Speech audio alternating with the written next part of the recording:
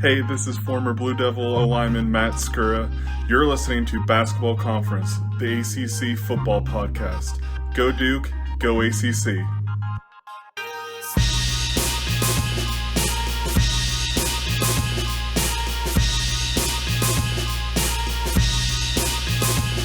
Welcome back in Basketball Conference, the ACC football podcast. My name is Mike McDaniel. We're recording on the night of August 6th. Season previews roll along. Steve Wiseman, we can call you a friend of the program at this point because you've been on with us so often, from the News-Observer here to talk. I'm honored to be called that. Thank you. I like that. To talk Duke football in 2024. Steve, how's it going? Welcome back. Yeah, it's great. Great to be back with you. It's great to be back, like going to football practices and getting ready for games here. We're just a few weeks away now, so it's been a long off season. A lot of changes at Duke. We'll talk about that, but yeah, different thing. I feel like it always comes up quick in the summer. Before you know it, we're already back recording. So here we are. Yeah. So I told you about this before we hit record, but the whole Mike Elko situation leaving for Texas A&M. I mean, we'll start there. And obviously it wasn't a shock that he left Duke. I think coming off of the year that Duke had like 2 years ago when Elko had such a fantastic year one, I think the expectation with everybody was that, look, if he does something similar in year two and a big job opens that makes sense, Elko's going to be at the top of that list, or at least near the top of several lists, depending on what jobs opened. Once A&M came open, and it was starting to head down that path, I know in mid to late November last year it was looking really bad at A&M, and you started hearing rumors about them getting some money together to get rid of Jimbo Fisher. Elko obviously emerged given his past history there. I was telling you before we hit record, I remember reading your tweet at, 2:15 in the morning talking about, hey, Elko's gone. He's like about to land in College Station. And sure enough, there he was, middle of the night, landing there and getting ready to sign his contract to become the new A&M head coach. So what was that whole process like? I can't imagine that you were shocked. You're around the team all the time. I can't imagine that you were too shocked by the way things went down once that A&M job opened. But from your perspective, what do you think Duke fans should take away from the 2-year tenure of Elko and, how everything kind of transpired towards the end of last season? Yeah, I mean, the biggest thing is, like, he came in, he'd never been a head coach before. And so Duke was at the bottom of the conference. They were in the ditch again as a program.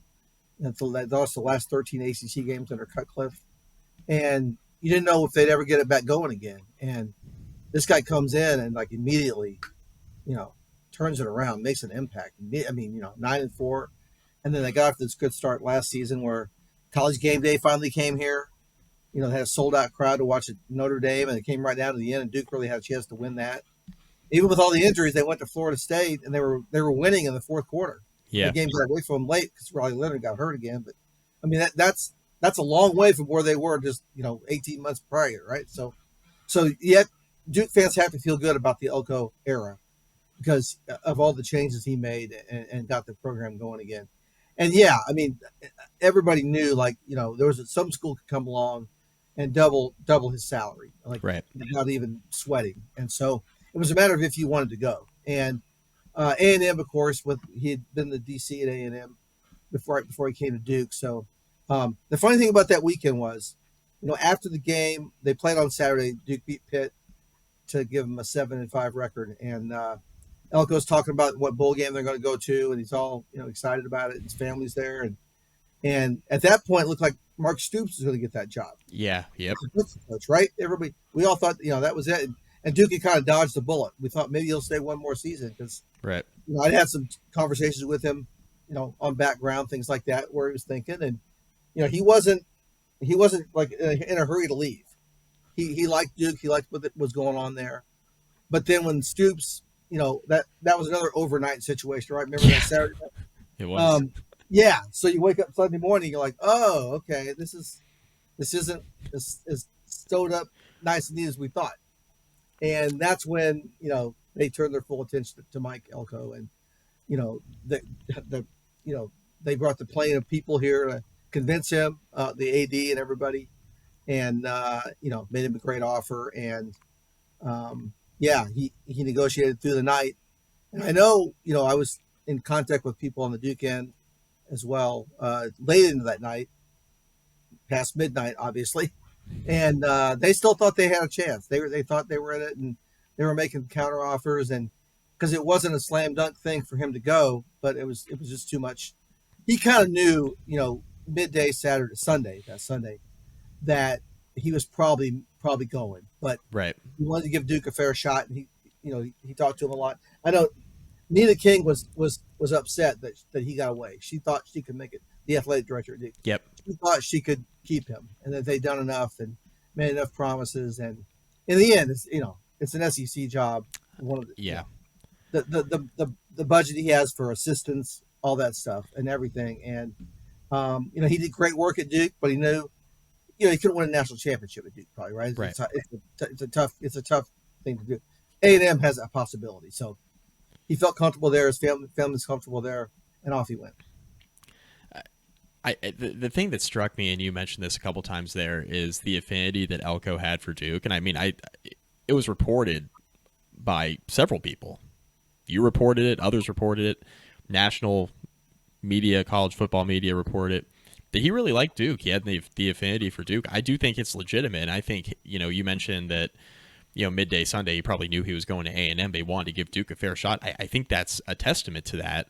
Mm-hmm. And sometimes there's just a better job that comes around, and one that makes sense. I think, obviously having the past history as being a defensive coordinator at Texas A&M obviously helps a lot. Your family's already familiar with, what that job entails, and now you're taking a step up, in that role. You're going back to College Station, and you're going to be the head man in charge this time. And SEC job, like you said, ton of money. I mean, the money that's being thrown around now is crazy anyway, but especially in the SEC, and to have that opportunity to go back to a place that you're familiar with, obviously it would be tough to pass up, I imagine.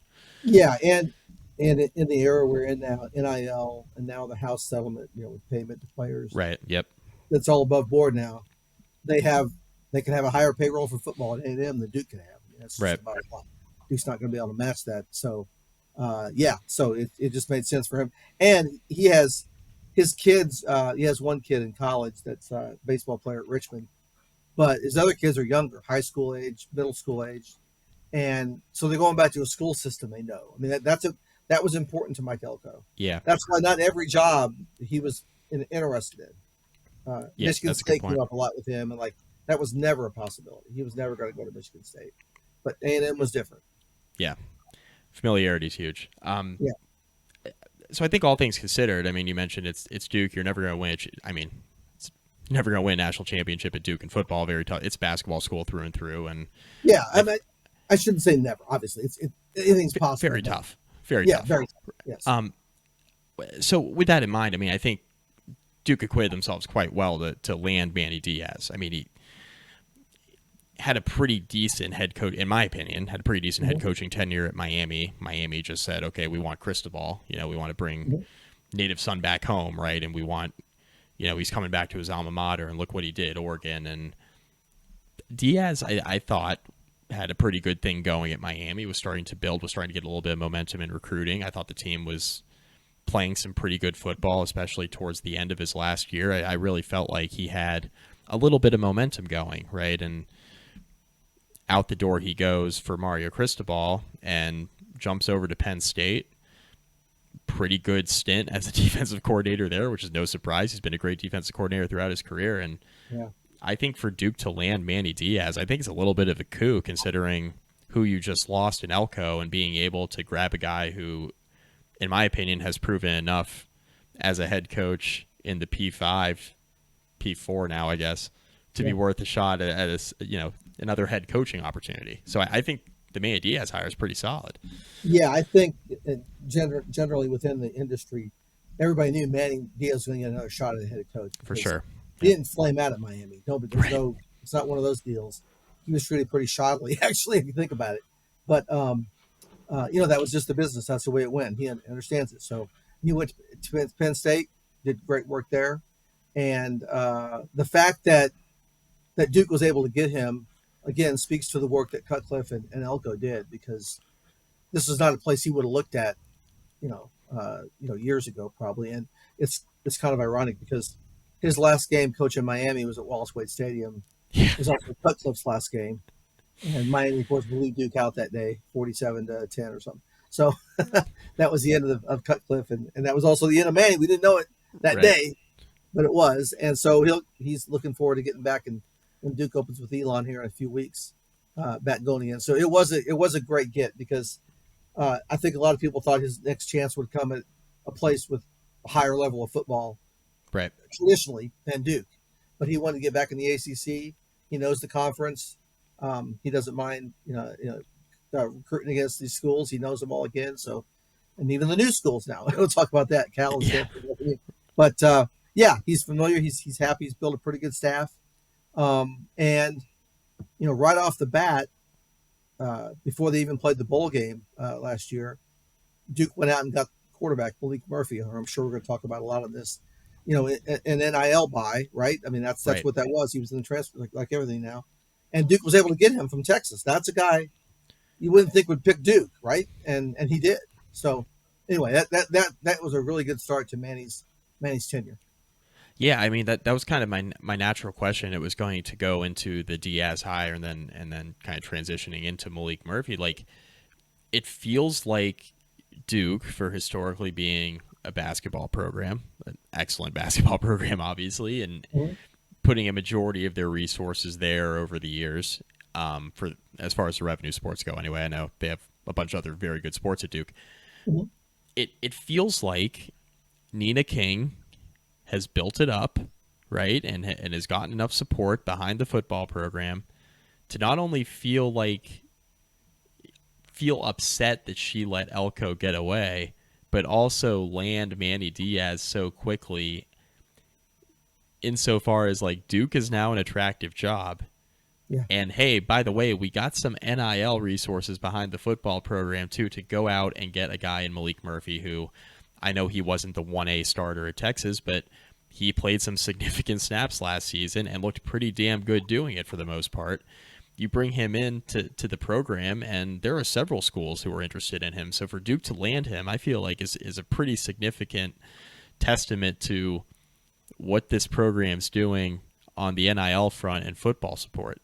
Definitely. And, Nina, I've had conversations with her about Duke's place in the new college athletics landscape, right? That's a bigger picture. But right, what they're doing in football speaks to where she wants to be. She's always said, as long as we're one of the top 50 athletic programs in the country, no matter what happens with all the conference stuff, we're going to be, she says, we're going to be okay. And so, but having football be competent is a big part of that. And they've put money into, coaching staff, the facilities, NIL now. And during this off season, this is one of the deals that Elko worked out while he was here. After his first year, they redid his contract, and he got some more money, and they also put some more money into infrastructure. And they redid the locker room at the Yo Center, the Yo Football Center, which was built, 20 years ago now. And still a nice building, but it needed some refurbishing. The locker room needed some work. And so that was where they put their money in. And they talked about doing it for a couple of years, and they finally got this offseason and got it done. And so, that's the thing that the general public doesn't see. But when Duke brings in recruits, it's a big deal. That's a big deal. Right. There's no lazy river like Clemson, but they have a lot of, there's a lot of fancy stuff in there now, like antimicrobial lights and stuff all kind of things, Yeah. So, but that's part of the commitment to what they've done with football. They, obviously they did the big work on the stadium about 10 years ago to really turn it around. Now they're doing another big project they're going to try to finish before the season starts now, where they're taking a section of the upper deck behind one of the end zones and making it like a party deck. They're going to have like places to sit and bars selling alcoholic drinks. And, might have to make a trip down to Duke, Steve. Yeah, you can play cornhole, so stuff like that. It's like a tailgating seat inside the stadium is what they're trying to do. So anyway, again, they're thinking about football, right? And this is a basketball school, first and foremost, always will be, I think. But they're thinking about football. They know it's important. They're putting the money into it. Yeah, that's really important, especially in this stage of the game where, like you mentioned, there's no guessing as far as what's going to happen with the broader college football landscape. I mean, we can all sit around and guess, and I've talked about this with several guests so far for the season previews. we can talk about where you think the program's going to be in 5 or 10 years, but I don't think anybody knows what it's going to look like past, like, I don't know, October, November, December of this year. It just Right. continues Right. continues to evolve. Exactly. So you mentioned Malik Murphy, and we'll get into this year's roster now. You mentioned Malik Murphy and bringing him in from Texas. I know that Duke still has Grayson Loftus, and he had to play some last year. You mentioned the Riley Leonard injury and how significant that was to everything Duke was doing post Notre Dame. You lose Leonard. Loftus got some meaningful snaps last year, but you did bring in Malik Murphy out of the transfer portal. Is there any indication that Loftus is pushing for the starting job in camp? I know we're early in camp. We're recording on the night of August 6th. It's early in camp. Is there any indication that Loftus is making a serious play for the starting quarterback job, or is this Malik Murphy's to lose? Well, I would say both are true. Murphy's to lose, Right. but they are. We get to watch some practice, not every day, but we get to watch the whole practice like a couple of days a week. And I know that Loftus and Murphy are both like working with first team players and stuff. So they're trying to split it up, give them both a fair shot. Loftus really did some good things last year, better than what we all thought he would when all of a sudden he was a starting quarterback, after the Florida State, after the Louisville loss, really is when it was. But he was limited in what he could do last year because he didn't know the full offense as well as other quarterbacks. And so he was third string, and then all of a sudden he's a starter. And he put up some big numbers. I mean, it's funny, all those games he played in, the first 3 quarters he didn't do a whole lot because they were trying to keep him protected because they didn't have any other quarterbacks to play. They couldn't have him run, all that kind of stuff, right? And then in the fourth quarter they turned him loose. And remember the Carolina game and went double overtime. He had a great game that night, throwing the ball around and almost leading him to that win. And he played well in the bowl game when they beat Troy. Everything. And so he's a proven commodity, and the team knows him. They like him. And so it's funny. I was on another podcast talking about Duke football a couple of days ago, and they were, what's one of the strongest areas of this team? And I said quarterback. Yeah. Duke has two quarterbacks that have started and won Power 5 college football games, and that's not a lot of teams can say that. So no matter which way it turns out, I think Murphy's going to win it. He's 6'5", 240. He's got a cannon for an arm. He's getting used to things, and accuracy's a little bit now. He's got to work on that, but he can make some big throws. And again, I think Murphy will end up being the starter against Elon, but it's not because Loftus isn't worthy of it. That's a good situation. Like Murphy's going to have to beat him out, and it's not going to be easy. It's I'm a Virginia Tech alum. I envy that quarterback situation because if anything ever happens to Kyron Drones, I don't know what Virginia Tech's going to do this year. So, and a lot of schools I know are in that same boat. So I think for Duke to have a couple that have played meaningful snaps, I agree with you. It's definitely a testament to the strength of that room. Running back, so Jordan Waters is gone. Jalen Coleman's gone. Jaquez Moore got some carries last year, right? So, I mean, he's back. You have him in the fold.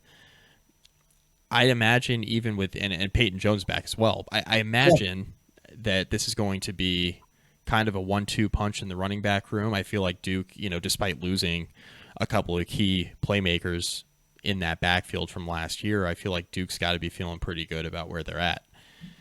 They do. Obviously, if Waters had decided to stay, they'd be even better off. But he's down the road at NC State, so that's he wanted to go play somewhere else, and that's the way it goes. But Jaquez Moore was also in the portal for a while after Elko left, and then when Diaz came back, he re-recruited him, and he came back, which was a huge.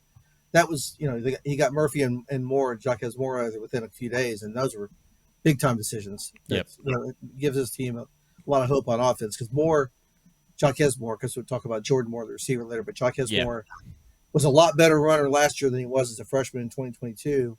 And so I think he can really be, an 800, 900-yard guy this year. Peyton Jones will get some carries. They brought in Star Thomas, a grad transfer who played at New Mexico State, another running back experienced guy who's played college football. So, if something goes wrong, running backs get hurt, right? So, they take a beating, and so you got somebody back there that knows what the hell he's doing. That's what you want. So they have some decent depth there. They certainly do, and but I think it's Moore is in line for a big year. Peyton Jones, has a lot of speed. He's got shiftiness. I saw it some last year when he played. He's got a future. He looks pretty good. Like, you know, he's going to be the number one guy, probably not this year, but next year as things go forward. Probably he's got that kind of potential. So yeah, they got some guys back there. Let's talk about the other Moore, Jordan Moore, second team All ACC last year, heading up a receiver room that, you know, does have some experience. You bring in ODU transfer Javon Harvey. That's, you know, in addition, right? And a guy who's got meaningful G5 experience, played some pretty good football. I feel like as long as you have more healthy out there, I feel like Duke's in a position where, okay, Malik Murphy, you got some guys to hand it off to, you got some guys to toss the rock to. That's right. And Moore, you know, every year he's gotten a little better. He came in as a quarterback and then transitioned to sophomore year and had a decent year his first year. And then last year was his first time having a whole off season to devote to being a wide receiver. And he put up big numbers last year. And so I expect him to have those numbers, you know, the same or maybe even better this year. So he's certainly going to be a guy that other defenses have to game plan to stop. And that's, you know, Duke hasn't had a lot of those guys over the years, but he's one. And that's a big get for them. Another guy that's back is Eli Pancol, who played a lot here all last season with injury. He decided to come back and use an extra year to play. So, again, you've got an experienced guy. He's a really good athlete. He was a good high school basketball player in Indiana growing up, and probably could have played, you know, small, lower level Division I basketball if he wanted to instead of playing football. So that's the kind of athlete you're talking about here. He's over at Cameron playing pickup games every once in a while. So that's interesting. he can do that with this career. So that's the side of the athlete he is. Yeah. I used to see that a lot with back in school when I was at Tech, but it would be like the off season, like early part of the off season. It wouldn't be getting a little bit closer to the season, and you see them You're not doing running it now. 5-on-5. Yeah. But I'm just telling you that's what he can do. Yeah, for sure. Yeah. So and they got those guys in there. They've got Samir Hagans, who played some last year, who they really wanted more out of him last year than he delivered, and so he's got another shot to. I think he has a high upside, and this staff does too. That, you know, he's going to get a chance to play and a chance to make some plays. I will say there's a freshman named Chase Tyler, a true freshman who made 2 incredible catches. I was at practice. This is Tuesday. It was yesterday morning, and one thing that Diaz has done with the guys that are just coming in now for the fall that weren't here in the spring, and either the grad transfers or the freshmen, they're wearing an odd number because they have to earn their uniform number. Yep. Okay, so I say that to explain. Chase Tyler's wearing number 54, and he made this diving catch of a Murphy pass, and like I thought, who the hell is 54? Oh yeah, had to look who it was. So it was so weird seeing a 54 make a play like that, but it stood out because he's good. He's got great hands. We'll see if he gets in there and plays. But anyway, they got some guys in the pipeline too, maybe coming in. It's like, who's out there wearing the offensive line number running routes, right? Get out here, man. So let's level set with the offensive line, okay? Because you're losing Graham Barton and Jacob Monk, and I mean they're 2 all-conference players that you're losing up front. And I know that Duke brought in, when I was doing a bunch of research, took a bunch of notes, I know that Duke brought in a lot of transfers to just try to plug in holes on the offensive line. Yep. Is it going to be, is the offensive front, at least from what you can tell so far, is that starting offensive line going to be heavy on the transfers? Is it going to be some guys that were developed? I mean, I assume it's going to be pretty transfer heavy. The way that Manny Diaz attacked is one of the first things he did outside of bringing Moore back and then going out and getting Malik Murphy. He attacked the portal for offensive linemen. So what's this unit looking like with who they've brought in, all the transfers, and what do you think the expectation should be? A reasonable expectation anyway for the front. Right. It's a lot of work up front there, and Bruno Fina from UCLA, who came this summer, wasn't here for spring, is going to be the starting left tackle unless something goes dramatically wrong in the next 2 weeks. He's going to replace Graham Barton out there, so that's the most important position on the line, right? And so it's a transfer. They're going to be heavy on transfers. They're going to have to. because you lost, so many, Monk and Bartner in the NFL. They were both drafted, so you got a good, you had a good crew up there. And then Jake Hornibrook was at the other tackle, and he graduated in his career, so you got some holes to fill up there. But yeah, Bruno Fina for sure is a big guy that they're going to count on. And what was funny was this spring they didn't have enough linemen to really have a spring practice. They only had like 7 linemen because you had guys that were coming off injury or had some off-season surgeries, to clean up stuff. And then the guys that transferred out weren't there, and then the guys that were transferring in weren't here yet. So we didn't really know what they had. It was a really weird spring workout session. So they have a lot of. I'm saying that so they have a lot of catching up to do, and they had this summer when they did the off-season workouts and things. But this first week of practice, you can see that they have Power 5 level linemen. I think they got a chance. Brian Parker will be the one big returning guy. He played a lot last year when Barton was hurt some and showed some things as a redshirt freshman. He's a redshirt sophomore now. He's probably going to start at right tackle. And we talked to him yesterday. And so, he's one of the returning guys that's going to have to, play even more snaps than last year and do some things. So, but they say they're starting to gel. But we won't know until we get into the games. To me, that's a questionable area because of the unknown. And it's so important. Like, you have to have a good offensive line. Or I don't care what kind of skill guys you got, you're going to be running for your life. And, well, especially once you get going against better competition. It's right. The offensive line, a makeshift offensive line can hold up until you start playing better fronts, and then you get a real evaluation of kind of where you're at. Right. So that's the offensive line, and we're going to go quickly now to the defensive line because it's very similar, right? Yes. Dwayne Carter's gone. The middle of the defensive line, especially, right? Dwayne Carter's gone. Yeah. You lose Aeneas Peebles. Again, we're talking about 2 all-conference players that you're losing in the middle of the defensive line. We know that this is Manny Diaz's strong suit, is the defensive side of the football, and we know that he's going to get some personnel in there and he's going to try to make it work. But this is also an area of the roster where I feel like there was a lot of turnover, but then also a lot of transfer portal additions. So my assumption would be that the interior of the defensive line is the biggest concern. But what's Duke got coming back at defensive end as well, and how's this unit shaping up? Yeah, so they have a couple of guys that were backup, to Carter and Jamian Franklin and these people the last couple of years. They got some snaps. So like Aaron Hall is a redshirt junior from Durham. He's going to get a lot of play in the middle of the line. Christian Rory played here, transferred to Texas State, and has already transferred back. And so he's at practice. He doesn't have a uniform number yet because he just got back. So that's another defensive tackle that, Duke fans will know, and he's played, some in the ACC. That was a big addition just recently here. That's like a last-minute training camp free agent signing. There we go. That's why we have you on, right? Yeah, exactly. You got to find him a uniform number now. Yeah, so anyway, that's important. Wesley Williams, VJ Anthony on the ends. Those guys played some last year. VJ started for a couple of years. He's more of a speed rusher than a powerful guy.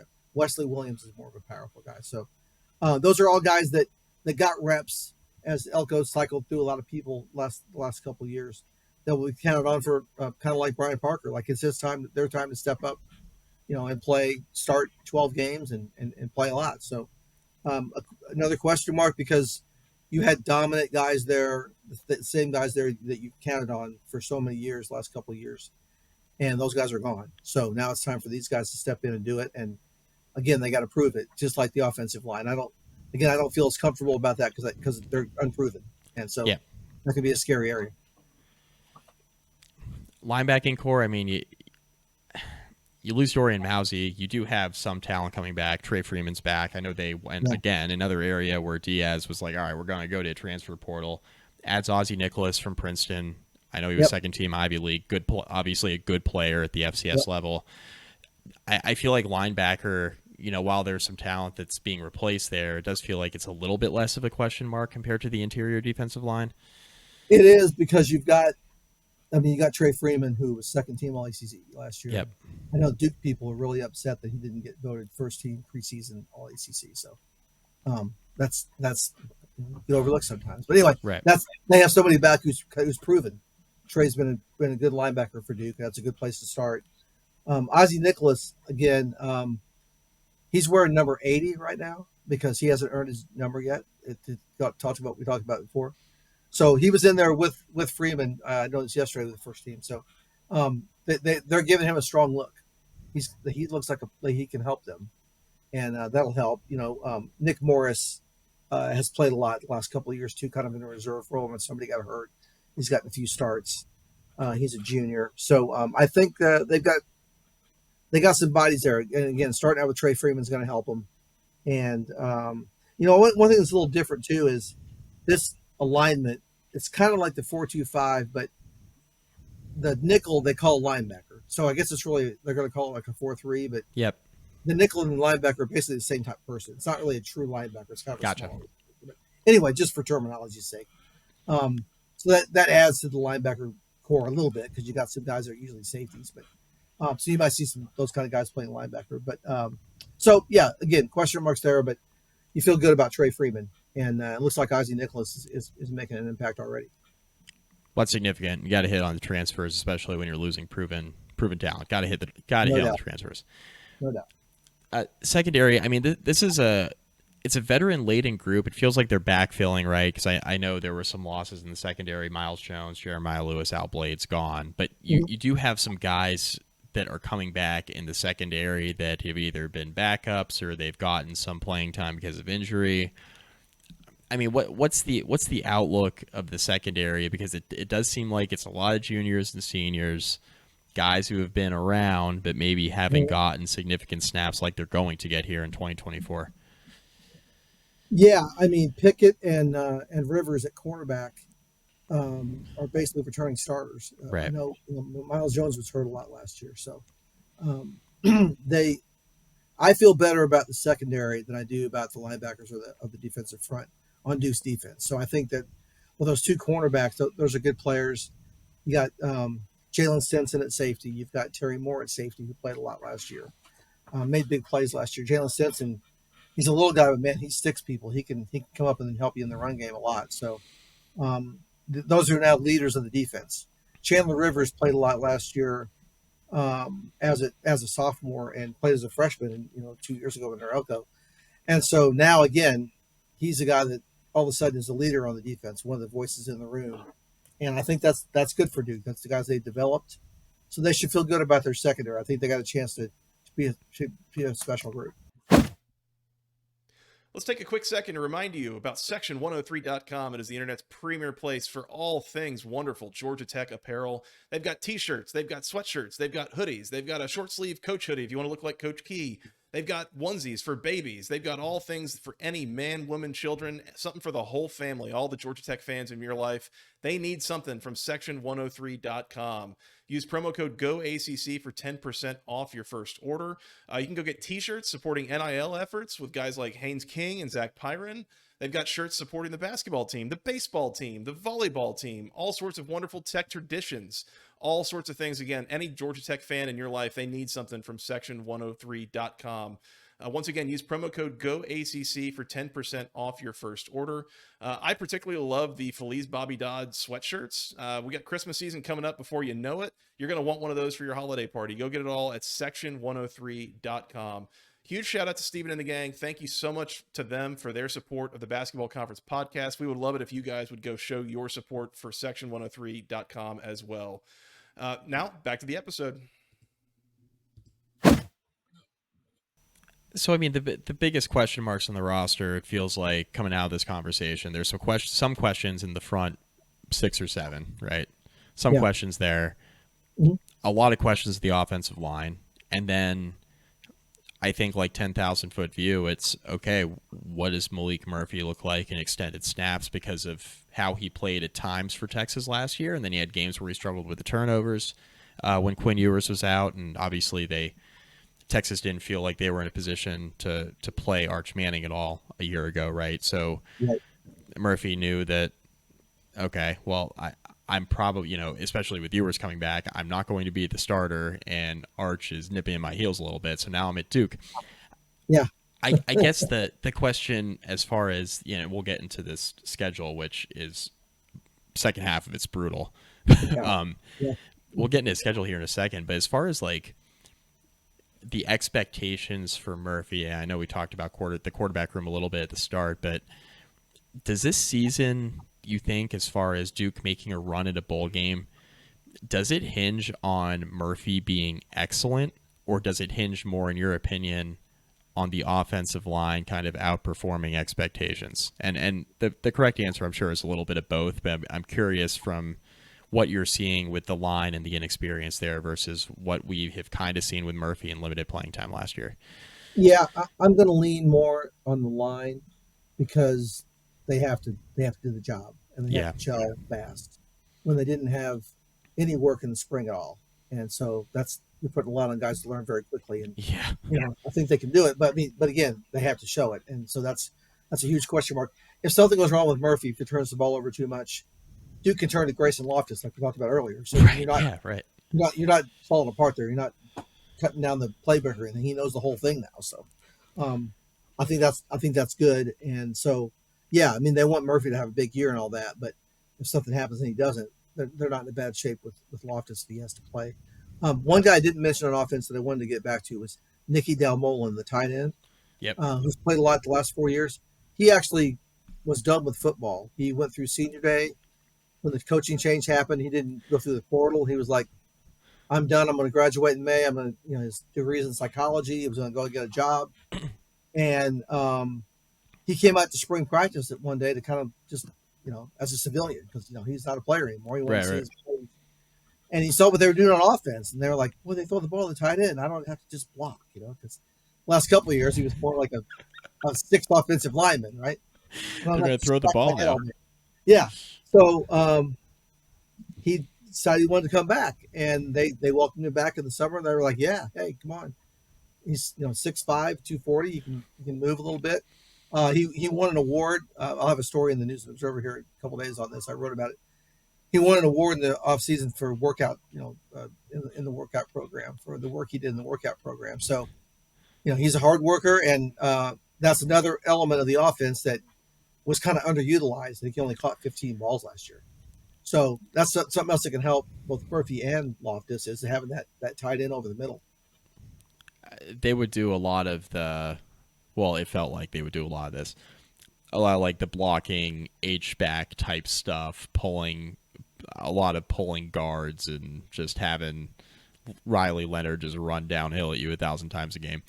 Yeah. It was only so sustainable. So it's not. It's nice that it's nice that he's coming back, realizing, okay, we're going to throw the ball a little bit now.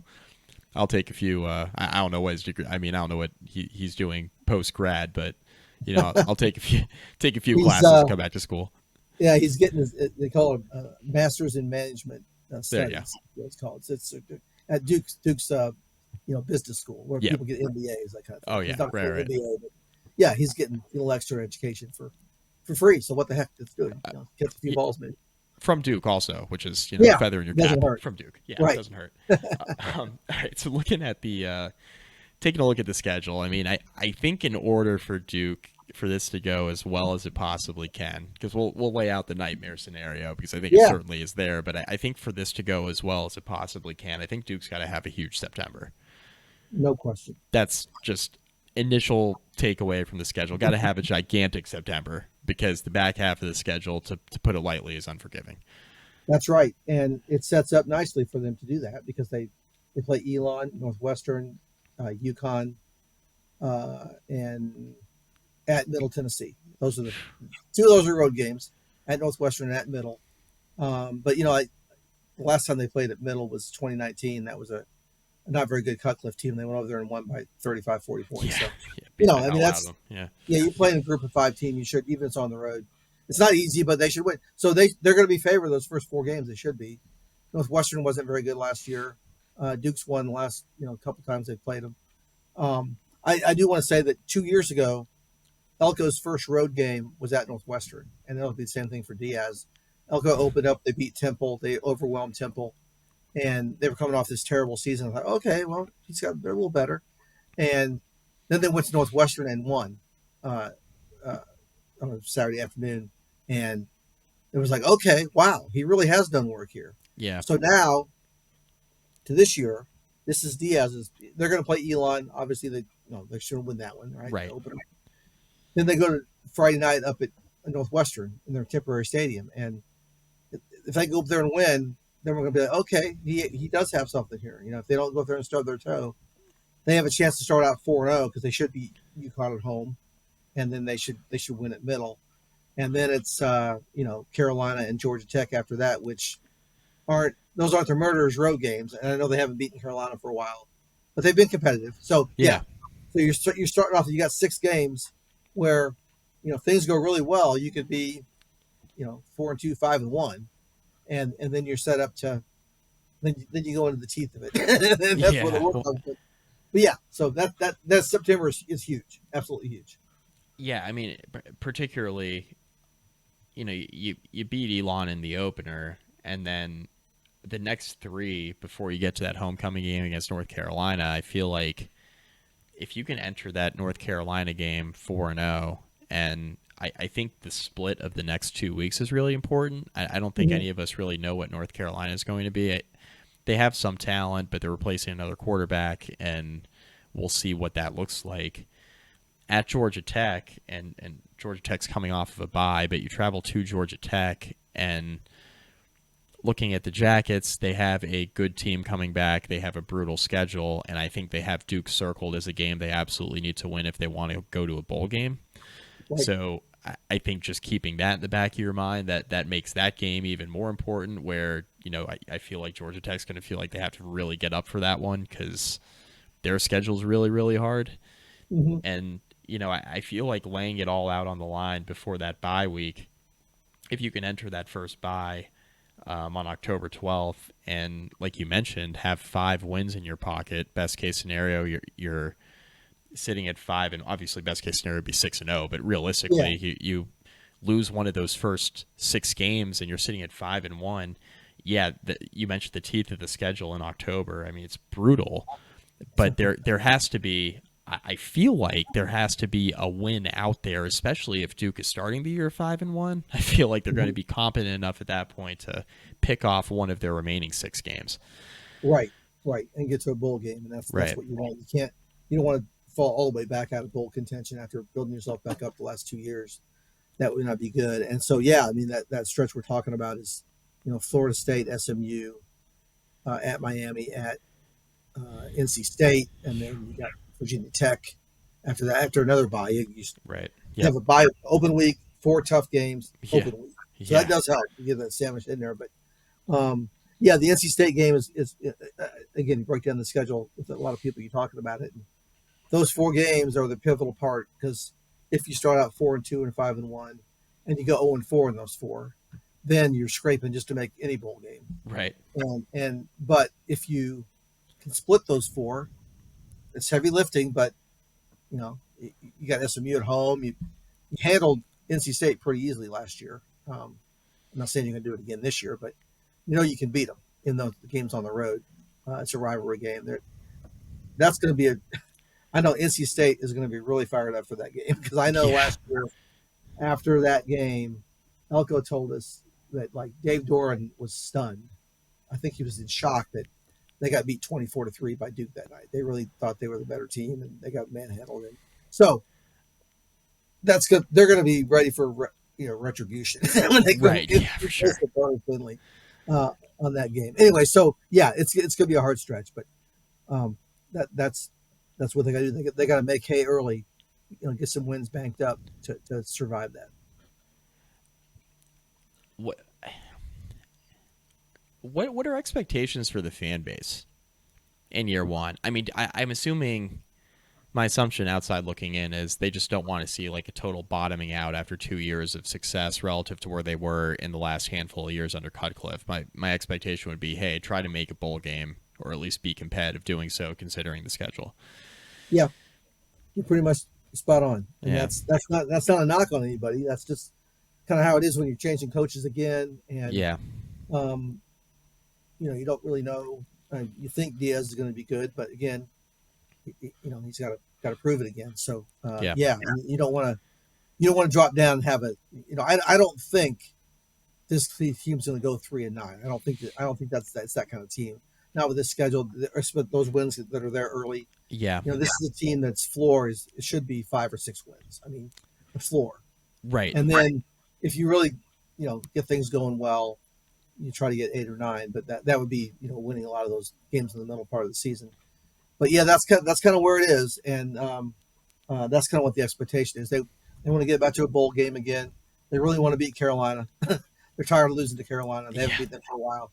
They've had some tough losses the last 2 years, really tough under Elko, in that Carolina series, that double overtime last year, and the drive at the end, Drake May. But Carolina doesn't have an NFL quarterback this year, which they've had the last 2 cycles here with Howell and May. They'd they'd really like to beat Carolina, and they want to beat State again. Now, those are 2 big things on the wish list, and go to a bowl game, I think. It's pretty remarkable that Carolina hasn't had more success considering the 2 quarterbacks they've just gone back to back.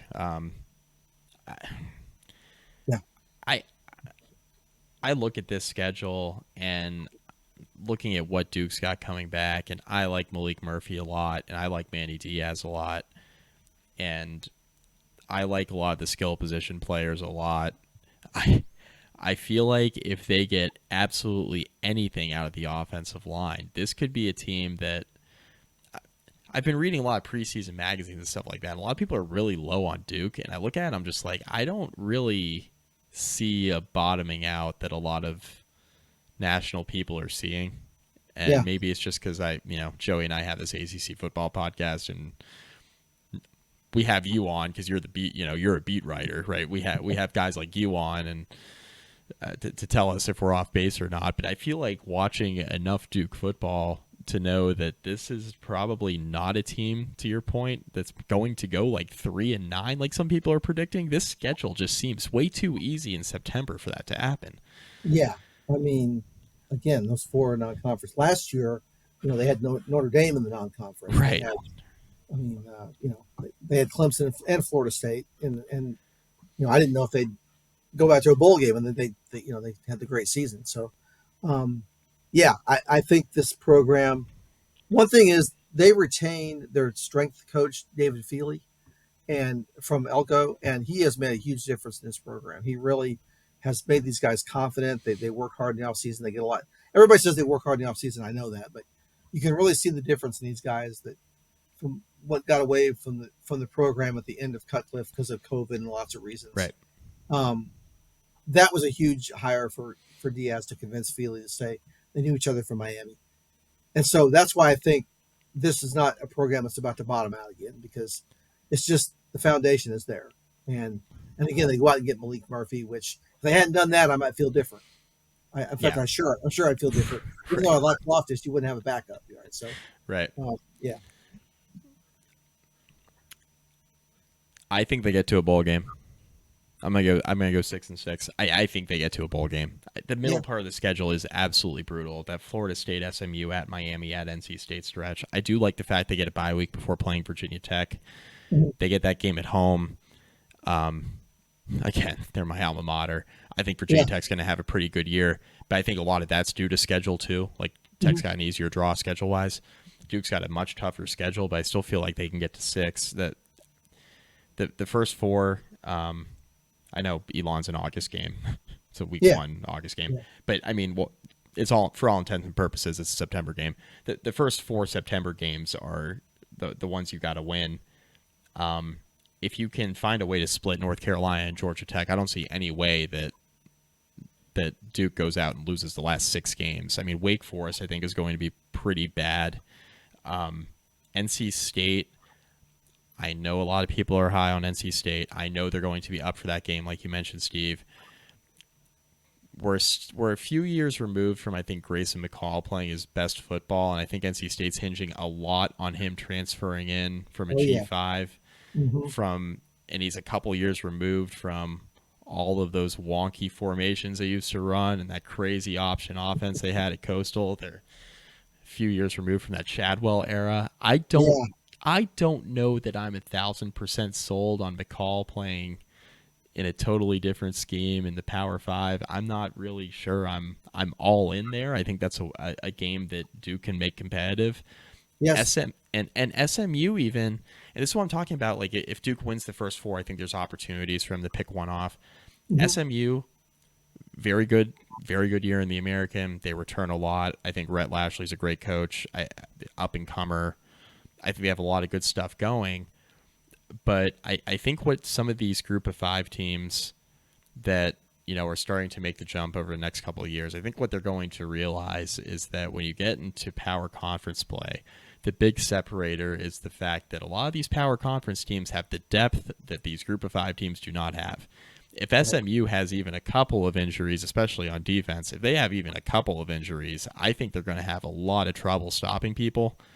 And I think with Duke's offense and the skill position players they have, that's another game, especially at home, that I think Duke could certainly make competitive.